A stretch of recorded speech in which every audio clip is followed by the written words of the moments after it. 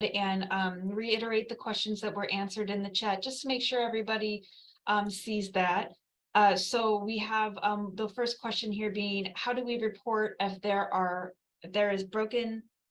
is debris, broken glass on bike trails? What about sideways or roadways? And Mike did answer this, saying if you see an issue on the road in Irvine, you can report that using the city's website. Go to cityofirvine.org, then to the contact button, then report the issue. And there's different selections, different options there to select for that specific issue. And then we did have David asking about the underpass. When will the underpass be opened on Peters Canyon Trail under the railroad tracks between Edinger and Walnut?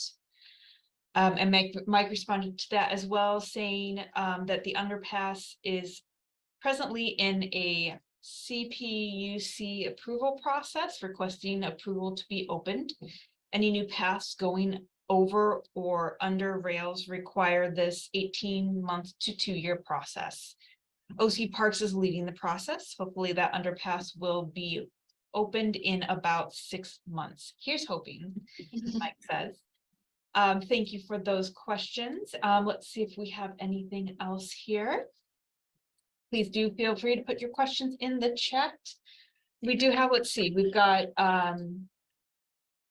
so are there different laws regarding bikes in different cities, or are they all the same as Irvine? Who would like to take that one? Sergeant? I'll take that one. So yes and no. Most laws, especially when it pertains to rules of the road, those are state laws for the most part. Our city code mirrors a lot of the state laws. The one area where it does vary city to city is with sidewalks. So riding on the sidewalk will vary depending on what jurisdiction you're in. Irvine, for example, it's legal to ride on sidewalks. My understanding at Newport Beach, it is not legal. It's important to know whatever city you're in, if you're gonna ride on the sidewalks, to know what the local jurisdiction laws are. But in Irvine, it is legal. Thank you. Why do people, I think, Mike, this is in reference to something you had said. Why do people ride on the edge of the bike lane instead of in the middle? And why do you ride in the mid? Like, why? I guess why the difference there? Yeah. I think a lot of regular bike commute, or well, usually recreational cyclists will ride on the edge for a couple reasons. Often they're 2x2, which is allowed, but they want to be seen. So there's a theory that if you're out there on the edge, you'll be seen by the car. I think that I get that. For me, I don't like to be that close to cars going by much faster than I am. So I try to be more near the middle. So it gives me, a good couple feet in the lane, as well as there's usually several feet beyond where the car is. It gives me some more space. So I prefer that. You do have to kind of watch out if you're on a bike lane. Different areas in different cities. Irvine's pretty nice, so they're pretty smooth to ride in the middle. There are some cities that have narrower bike lanes, and sometimes there are little dip pans for the drains that you may hit. And so people are like, well, you don't want to ride right near the curb, that's for sure, because you don't want to hit the curb and flip and then get knocked into traffic. So I think that's why, but I think for me, I kind of split the middle and go right up the middle and just keep an eye out on if there's any hazards in the path or in the lane. Oh, thank you. We do have one person that responded to that, saying that riding on the left of the bike lane to avoid debris. So I think that goes kind of to what you're saying there, Mike. Thank you for that. Another question we have here is I guess somebody has seen on the city's website something about registering your bike with the city to reduce theft. Does anyone have any information about what that process is? Yes, I do. It's called, we've partnered with Project 529. We did that a couple of years ago. And what it does, it's a way for the community, really many communities, but especially here in Irvine, you can register your bike. It's free. It takes about 5 minutes to register your bike.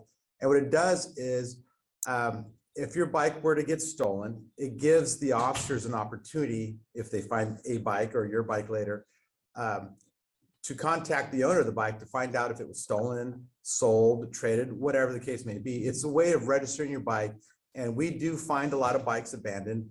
We do arrest people that are in possession of bicycles, and we don't have any way of locating the owner. So Project 529/Irvine, like I said, 5 minutes, it's free, and it gives law enforcement a great way of contacting you if registered. And you put in as much or as little information you want on this little app, and we've had great success with it. So I highly recommend it.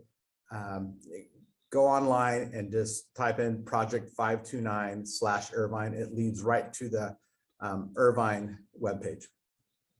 That's great. Thank you for asking. Yeah. Let's see. Okay.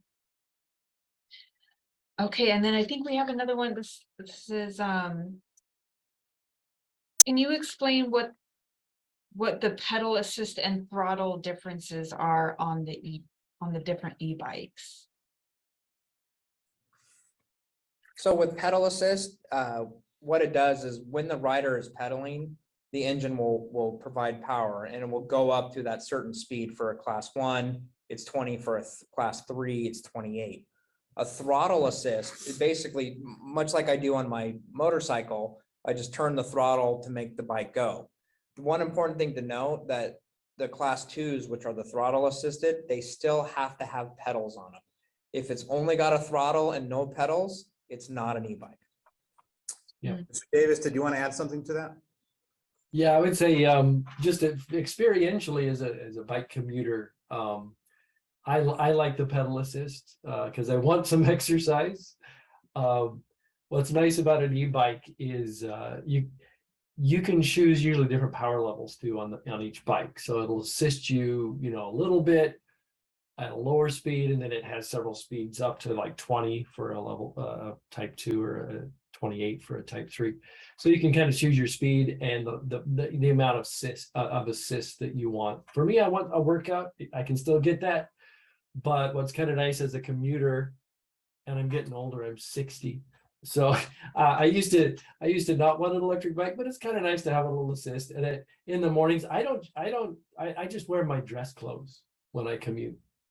And so if I don't want to sweat as much, I just put up a little more power into the bike, and then I get less sweat as I arrive at work. But anyway, that's why I like it. The throttle is just, you can just turn it and you're not pedaling. Yeah. That's helpful to know, Mike. I do think we get a lot of people that ask us, well, I'm going to get all sweaty. What do I do when I get to work? I don't have a shower. So if it's easier to get to work and then do your exercise on the way back, perhaps without that pedal assist. Yeah, that's a good way to go. And actually for me, it sounds funny. I don't sweat that much anymore. Because it's you kind of get in shape after a while, and it's like a light sweat, and it doesn't bother me. I dry off within the first 10 minutes. So just with my dress clothes on. I know not everybody can do that, but okay, well, I think we are done with our questions here. Thank you so much, Sergeants and Mike, for joining us. This was really informative, and I think our commuters are really going to appreciate this.